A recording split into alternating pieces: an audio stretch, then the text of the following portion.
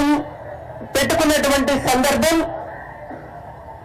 Congress party అధికారంలోకి వచ్చి ఏడాది అవుతుంది కాబట్టి ఏడాది అయిన తర్వాత కాంగ్రెస్ పార్టీ ఏం చేసింది, ఏడాది కింద ఎలక్షన్ల టైంలో వాళ్ళు ఏం చెప్పిండ్రో ఇప్పుడు ఇప్పటిదాకా వాళ్ళు ఏం చేసిండ్రు అనేటువంటి ఒక అంశం పైన 6 గ్యారెంటీలు 66 మోసాలు 420 అబద్ధాలతోటి గద్దెనెక్కినటువంటి ముఖ్యమంత్రి రేవంత్ రెడ్డి గారు ఇదే జూబ్లీ హిల్స్ పెద్దమ్మ తల్లి సాక్షిగా, సికింద్రాబాద్ మాంకాలమ్మ సాక్షిగా, మేడారం సమ్మక్క సారలమ్మ సాక్షిగా, వరంగల్ భద్రకాళి అమ్మ సాక్షిగా, యాదగిరి నరసన్న సాక్షిగా, యమలాడ రాజన్న సాక్షిగా, భద్రాద్రి రామయ్య సాక్షిగా, కొండగట్టు ఆంజనేయ స్వామి సాక్షిగా, ఇక తెలంగాణలో ఉన్నటువంటి 101 దేవుళ్ళ సాక్షిగా ప్రతి చోట పోయిన కాడల్లా ప్రమాణం చేసి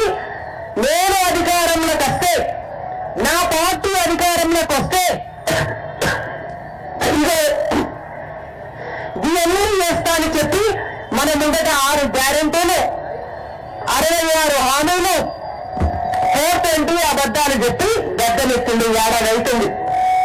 అనుకున్నది అందరికీ ఏడాది కింద ఇక్కడ కూర్చున్నటువంటి దీపకన్న ఏడాది కింద ఇట్లనే ఎలక్షన్ మీటింగ్లు పెట్టిందా లేదా పెట్టి ఇట్లనే సండే మార్కెట్ లో కూడా పెట్టిందా మీటింగ్ పెట్టిందా దీపకన్న పెట్టిందా పాపం అప్పుడు దీపకన్న లాంటి నా లెక్క నేను కూడా సిరిసిల్ల పోటీ చేసిన.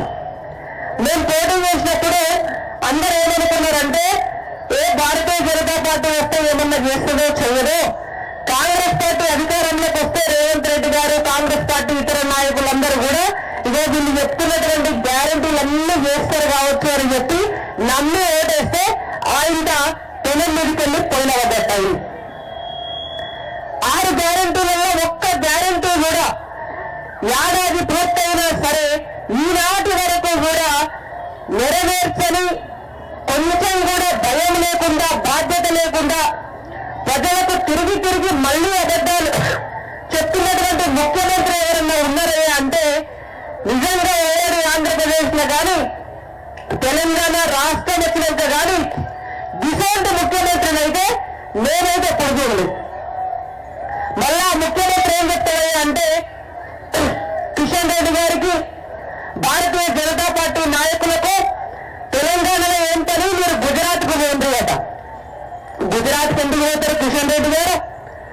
తెలంగాణ ఉద్యమంలో తెలంగాణ పోర్యాత్ర చేసినటువంటి కిషన్ రెడ్డి గారు ఇవాళ సెంట్రల్ మినిస్టర్ గా భారతదేశానికి సేవ చేస్తూ బీజేపీ రాష్ట్ర అధ్యక్షుడిగా తెలంగాణ ప్రజల కోసం కొట్లాడుతున్నారు కాబట్టి కిషన్ రెడ్డి గారు ఇక్కడనే ఉంటారు.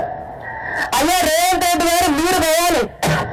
తెలంగాణ ఉద్యమం నడిచిన వాళ్ళు సమైక్యాంధ్రంలో సంఘటన వేరి సమైక్యాంధ్రంలో పైసల కోసం నిలబడి ఆ తర్వాత ఇటలీ అమ్మగారి పార్టీలో చేరి కాంగ్రెస్ పార్టీ అధికారంలోకి నేను తీసుకొస్తా అని చెప్పి టీసీసీ చీఫ్ ఎవరి కోసం ఆంధ్ర కాంట్రాక్టర్ల దగ్గర పైసలు తీసుకొని ఢిల్లీలో పైసలు ఇచ్చి టీసీసీ చీఫ్ పదవి కొనుక్కొని మళ్ళీ ఇక్కడ పార్టీ అధికారంలోకి రాగానే ముఖ్యమంత్రి సీటు కొనుక్కొని ఇవాళ తెలంగాణ ప్రజల సొమ్మును దోచుకొని మహారాష్ట్రలో ఎలక్షన్లు అయితే మహారాష్ట్రకు, హర్యానాలో ఎలక్షన్లు అయితే హర్యానాకు, జార్ఖండ్ లో ఎలక్షన్లు అయితే జార్ఖండ్ కు, జమ్మూ కాశ్మీర్ లో ఎలక్షన్లు అయితే జమ్మూ కాశ్మీర్ కు కూడా తెలంగాణ ప్రజల సొమ్మును తెలంగాణ ప్రజల డబ్బును దోచుకొని అక్కడికి పంపిస్తున్నటువంటి రేవంత్ రెడ్డి గారు ఇటలీకి మారిపోవాలి. ఆయన మూకపోయినా భవిష్యత్తులో ఖచ్చితంగా తెలంగాణ ప్రజలు ఏ అహంకారంతో ఏ